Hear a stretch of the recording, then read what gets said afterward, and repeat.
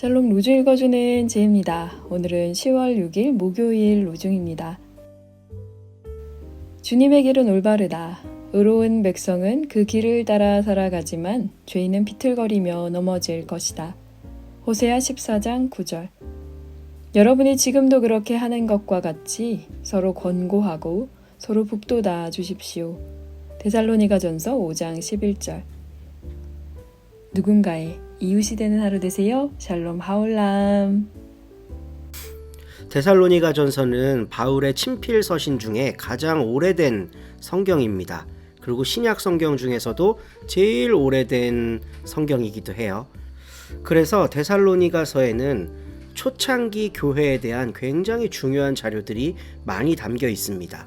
대략 AD 50년 전후에 기록되었다고들 보는데요. 예수님이 이 땅에서 승천하신 후 불과 한 15년, 20년 어간에 기록된 거기 때문에요. 그 초기 교회 공동체의 분위기를 살펴볼 수 있는 아주 귀중한 성경입니다. 그때 교회에서 제일 큰 이슈는 뭐였을까? 다름 아닌 예수님의 재림이었습니다. 예수님이 금방 다시 오실 줄 알았거든요. 근데 지금 한 15년째, 그러니까 1세대 제자들, 예수님을 눈으로 목격한 사람들이 아직 멀쩡히 살아있을 때인 거예요. 그러니까 금방 오신다 그래갖고 기다렸는데 늙어가고 있는 이 상황, 이거를 우리는 어떻게 받아들여야 하는가, 어떻게 해석해야 되는가, 정말 주님은 오시는 건가, 이런 고민이 있던 교회였던 겁니다. 그럴 수밖에 없겠죠. 오늘 함께 읽은 가르침의 본문은요, 데살로니가 전서의 맨 마지막 부분입니다. 그리고 우리가 예상하다시피 여기에선 예수님의 재림에 대해 다루고 있어요. 바울은 마태복음에 있는 예수님의 말씀을 직접 봤을지 안 봤을지 모르겠지만 굉장히 비슷한 뉘앙스로 재림에 대해 이야기를 합니다. 그때는 아무도 모른다. 도둑과 같이 온다, 그날은. 그러니까 왜 지금 안 오냐, 언제 오는 거냐, 여기에 관심을 갖지 말고 지금 여기에서 네가 무엇을 해야 할지를 고민하고 하나님께 여쭈어라. 이런 관점에서 데살로니가서를 마무리하고 있어요. 그래서 데살로니가전서 5장 11절 말씀을 보면 여러분이 지금도 그렇게 하는 것과 같이 서로 권고하고 서로 북돋아 주십시오. 이렇게 이야기를 마무리를 합니다. 그러니까 다시 오실 예수님에 대한 약속을 확실히 믿고 다시 오실 주님을 기다리는 것, 이건 아름다운 일이지만 그것만 바라보고 살지 말으라는 거예요.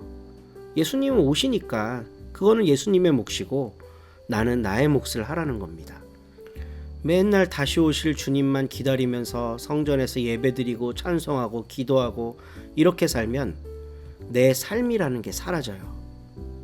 이웃들과 혹은 식구들과 함께 어우러져서 먹고 사는 삶, 이게 우리를 살아가게 하는 제일 기본적인 요소 아니겠습니까?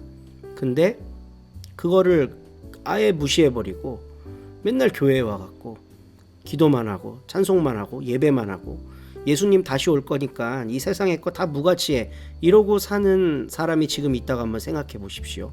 이건 건강한 신앙이 아니라는 겁니다. 바울도 데살로니가 교인들에게 벌써 거의 2000년 전에 그렇게 권면하고 있어요. 다시 오신다 주님. 그런데 그거 목 빠지게 기다리고만 있지 말아라. 여러분이 지금도 그렇게 하고 있는 것과 같이 서로 권고하고 북돋아주고 사랑하며 살고 너의 삶을 살아라.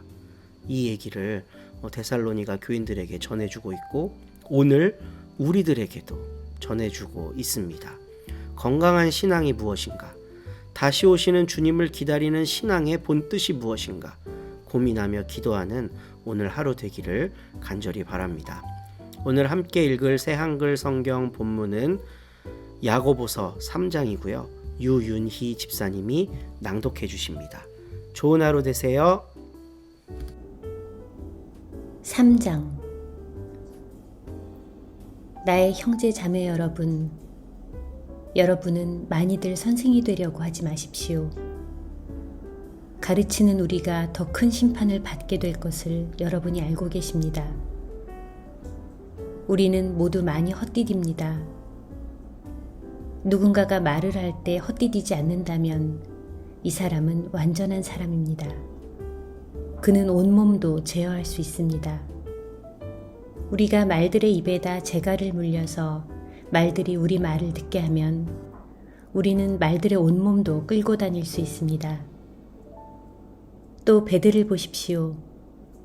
배들이 아무리 크다고 해도 거센 바람에 떠밀려 간다고 해도 배들은 아주 작은 키에 조종을 받습니다. 그래서 배는 키잡이가 마음먹은 곳으로 이끌려갑니다. 이와 같이 혀도 몸의 작은 부분이지만 큰 일을 할 수 있다고 우쭐댑니다. 보십시오. 아주 작은 불이 아주 큰 숲을 불태워버립니다. 혀도 불입니다. 우리 몸의 여러 부분 가운데서 혀는 불의의 총합입니다. 혀는 온몸을 더럽히고 인생의 수레바퀴에 불을 지르고 마침내 지옥불에 불타버립니다. 온갖 종류의 짐승과 새, 길짐승과 바다생물은 자연적으로 사람에게 길들여지고 있으며 길들여져 왔습니다. 그런데 혀는 사람들 가운데 아무도 길들일 수 없습니다. 혀는 마구 날뛰는 악이며 죽음을 가져오는 도구로 꽉 차 있습니다. 이 혀로 우리는 주님 곧 아버지를 찬양합니다. 그런가 하면 이 혀로 우리는 사람들을 저주합니다. 하나님과 닮은 모양으로 지음을 받은 사람들을 말입니다. 같은 입에서 찬양과 저주가 나옵니다. 나의 형제 자매 여러분, 그렇게 되어서는 안 됩니다. 샘이 같은 구멍에서 단물과 쓴물을 솟아나게 하지는 않지요.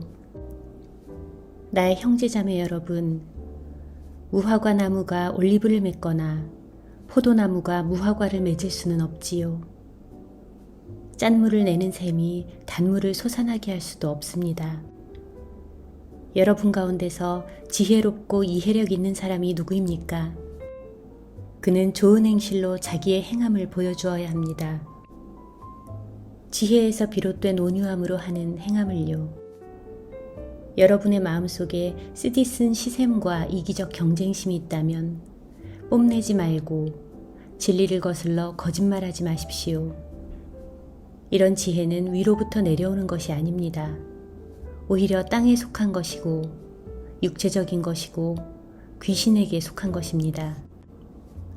시샘과 이기적 경쟁심이 있는 곳, 거기에는 무질서와 온갖 악한 행위가 있기 때문입니다.